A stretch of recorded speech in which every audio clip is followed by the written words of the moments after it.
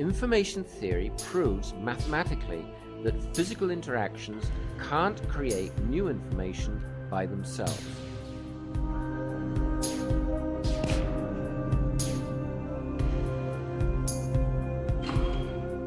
And this is simply common sense, because scientists, since the time of Einstein, have agreed that information is not actually physical. The medium that holds the information is physical, but the information itself is not physical, because it doesn't have mass or length or temperature or any other physical property. Information is measured in bits and bytes, which is a measure of the amount of knowledge that the information gives us. So since one can't describe information in purely physical terms, it's not possible to explain how information appears by any physical process. That means there must be another cause for the information in human society. So, living creatures, and especially human beings, constantly create artificial objects and information, whereas matter by itself can't do this.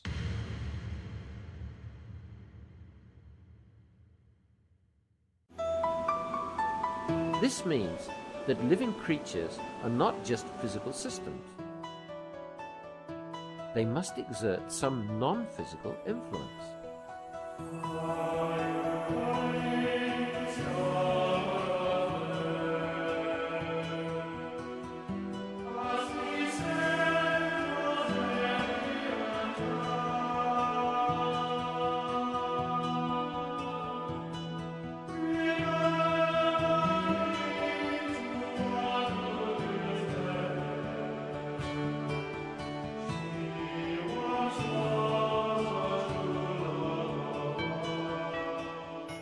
Well, that makes sense, because it's in the nature of living creatures always to strive to go beyond the limits and boundaries set by the natural laws.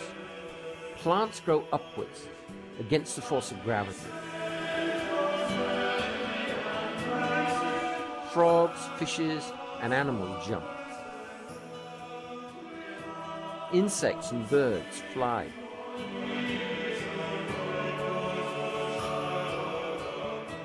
And human beings try to defeat the physical laws in every way they can.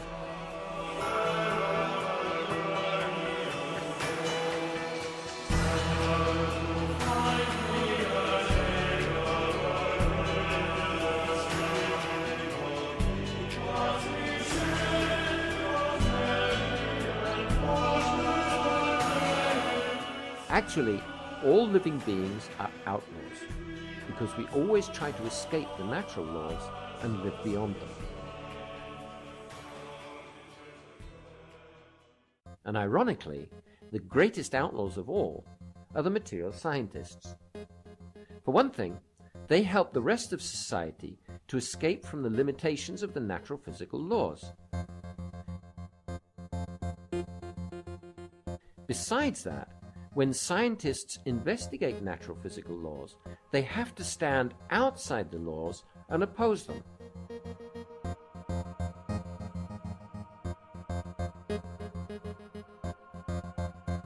The philosopher and scientist Michael Polanyi pointed out that in order to investigate gravity with a pendulum, Galileo had to oppose gravity to lift the pendulum bob, and in order to drop weights from the Leaning Tower of Pisa, he first had to climb up the tower.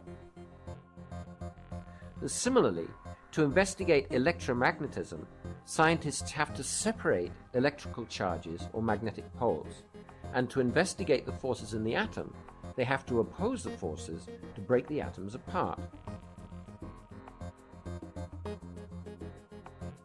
Purposeful activity is specifically designed to oppose physical interactions.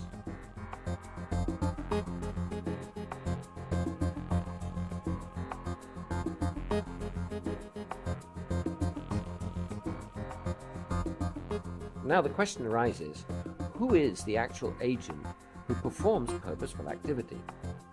We say, I did that. But who's the I?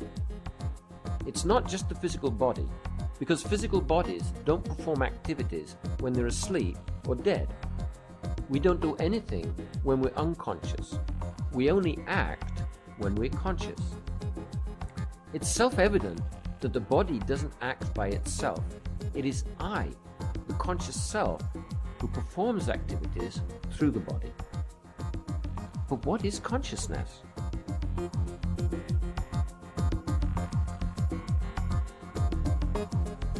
The Vedic wisdom tradition points out that the conscious I is distinct from the inert material body.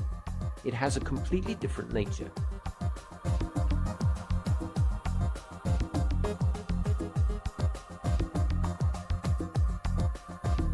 We remember I was 5 years old, I was 10 years old, and so on.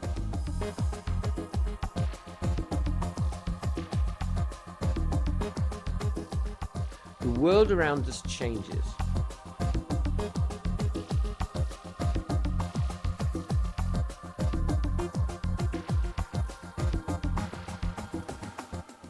Our body changes.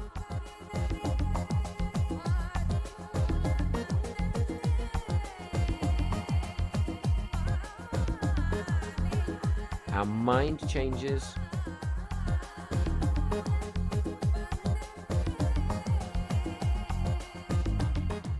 Even our personality changes. But our I-ness, the fact that we exist as conscious individuals, remains the same. We keep the same name, the same passport, and the same identity number throughout our lives. The fundamental nature of matter is to change, whereas the I-ness of the conscious self doesn't change. That means that the conscious self is not matter.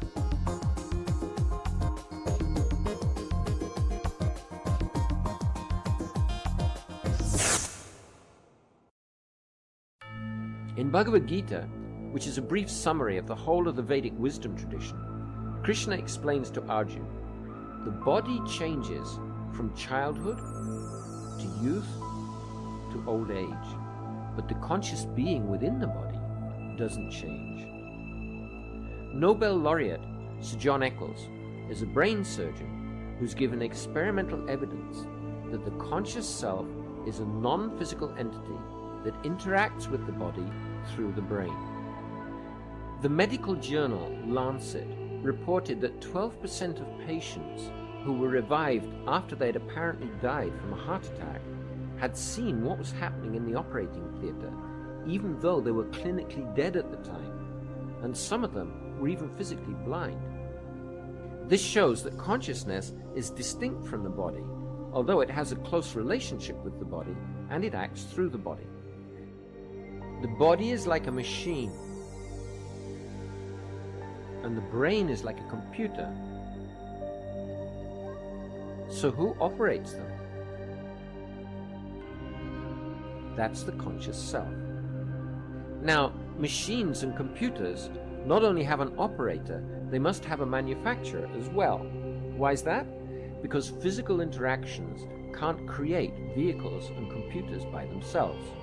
It's the same with the body. Physical interactions don't create bodies, they break them down. What happens when a living creature dies? The body immediately begins to decay. That's the physical laws acting.